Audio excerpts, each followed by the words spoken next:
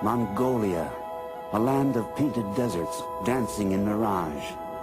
Mongolia, a land of mystery, of paradox and promise.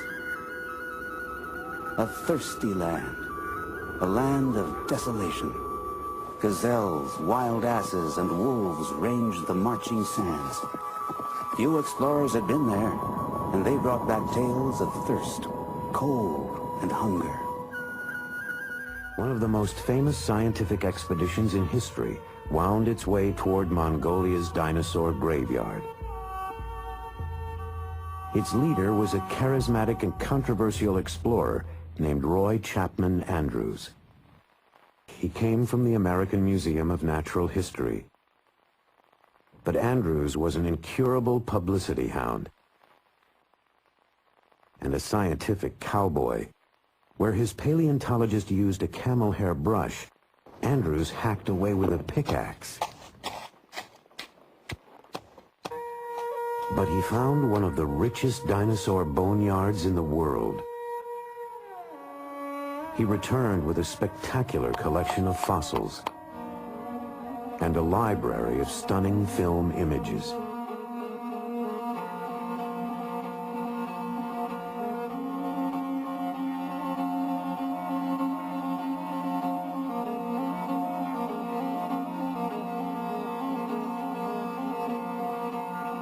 But in the 1920s, communists seized power in Mongolia. The open door to the west slammed shut. For the next 65 years, the fabulous fossil fields of the Gobi were forbidden territory. Roy Chapman Andrews thought he'd solved the problem in the 20s with a new piece of technology. When it was announced that we were to attempt a scientific exploration of the Gobi Desert with a fleet of motor cars, men said that we were little less than fools. Only camels had been used in that country. We had 40 men, 8 motor cars, and 150 camels to carry supplies. It was the biggest land scientific expedition ever to leave the United States. Roy Chapman Andrews. From China, Andrews headed northwest. He left Peking, then crossed over the border, and drove deep into the parched heart of outer Mongolia. Mongolia, a land of painted deserts dancing in mirage. Mongolia, a land of mystery, of paradox and promise. A thirsty land, a land of desolation.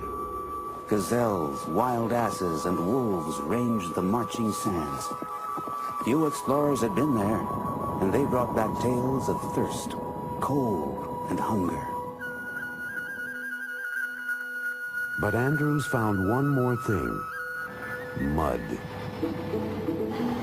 Our average speed was only 4 miles an hour. Rocks, ravines, washouts, and ditches followed one another in rapid succession. Without a doubt, there were hundreds of bones lying just beneath the surface. But where? If only my eyes could pierce that baffling surface and get a glimpse of what lay concealed. Within minutes, they were finding fossils. Andrews and his team had stumbled onto the mother lode of dinosaur bones. They discovered the remains of some 200 different animals, many of them completely new species. The fossils revealed a world that Andrews found alien and terrifying. Dinosaurs were the sort of creatures you might think of as inhabiting another planet, or the kind you dream of in a bad nightmare. Roy Chapman Andrews, too, spent more than a few days wandering the Gobi. But in the end, he blundered into a discovery that stunned the world.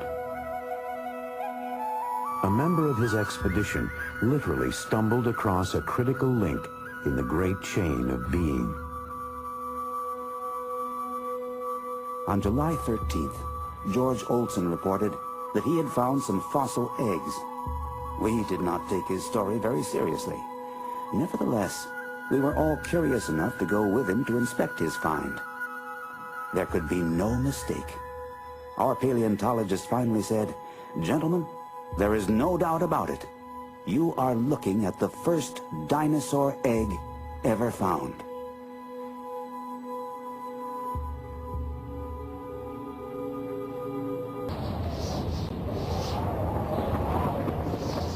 In the late 20s, the winds of change blew fiercely over the great dinosaur fields of Mongolia.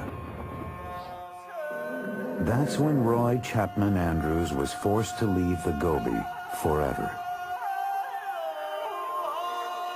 We are more than ever convinced that Central Asia was a paleontology Garden of Eden. Still, we have shown the way, have broken trail, as it were. Later, others will reap a rich harvest.